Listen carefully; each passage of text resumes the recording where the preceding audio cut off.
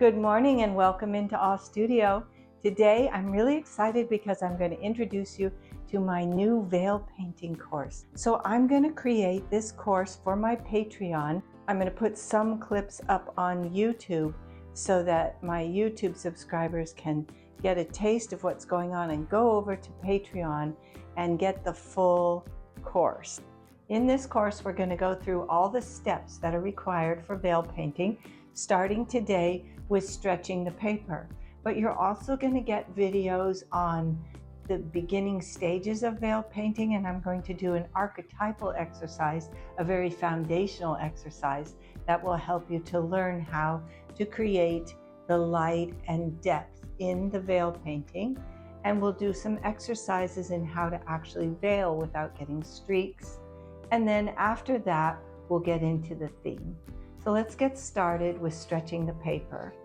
You're going to need a sponge, the tape, the veil painting paper, and a masonite board. And I do have a video that goes over all the essential supplies that you need for veil painting. So check that out, it's on YouTube.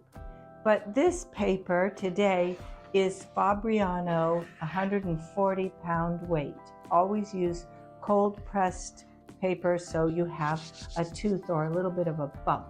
You don't want a smooth surface to veil paint. First thing you do is just wet with a clean sponge the paper. It doesn't have to be sopping wet. This is just a light moistening of the surface. And once you get it all the way over, entirely wet, then flip over to the other side, center that, and again, we're going to wet the paper just by swiping from the center of the paper to the outside.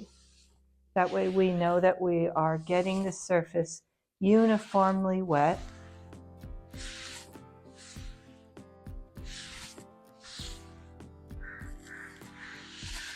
Here's the tape.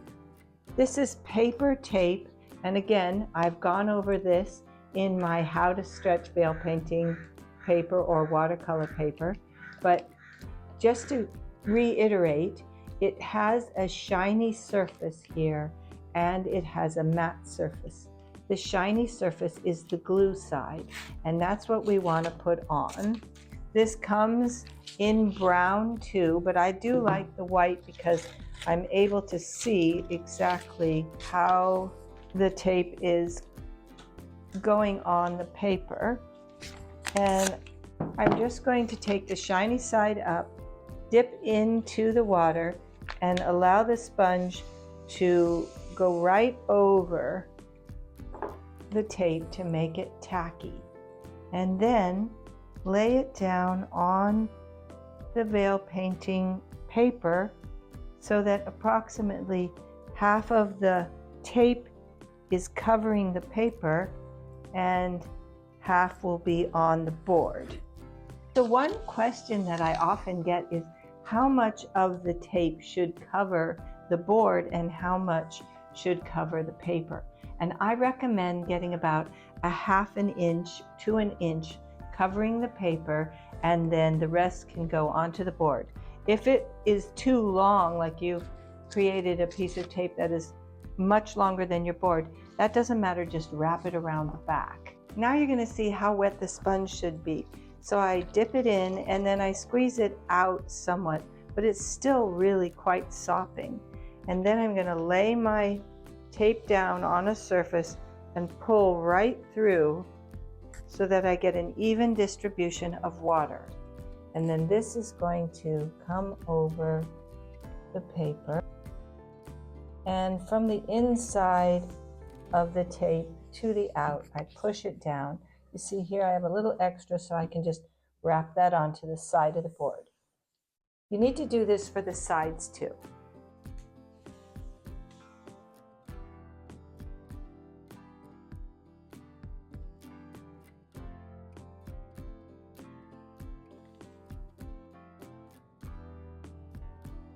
Here you see I've gotten all the tape on the paper, and it looks like it's going to stick down.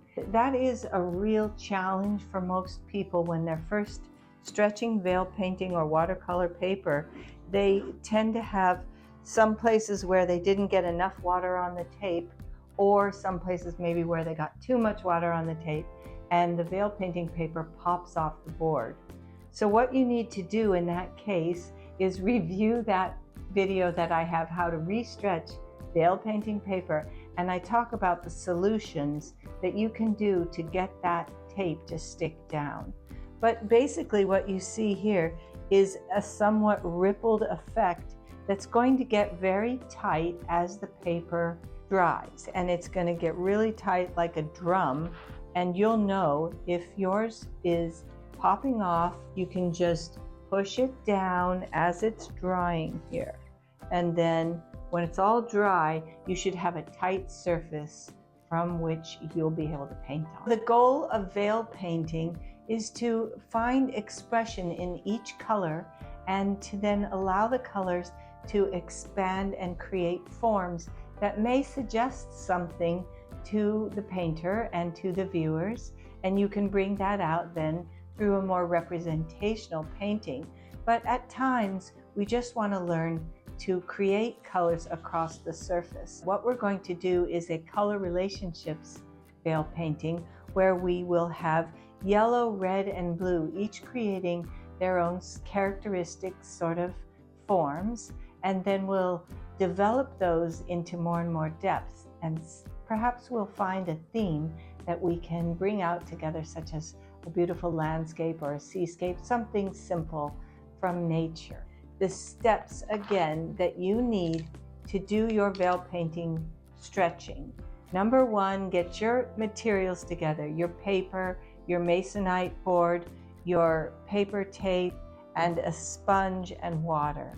And then you will quickly swipe water across the surface of the entire sheet, flip it over and do the same thing on the other side, and then take the tape that you've measured out and wet the sponge and pull the tape right through to cover each one of your edges. About half of the tape should be on the paper and half can be on the board. And then you're going to make sure as it's drying that you're just sticking it down. And then when it's all dry and completely tight, you'll be ready for the next lesson.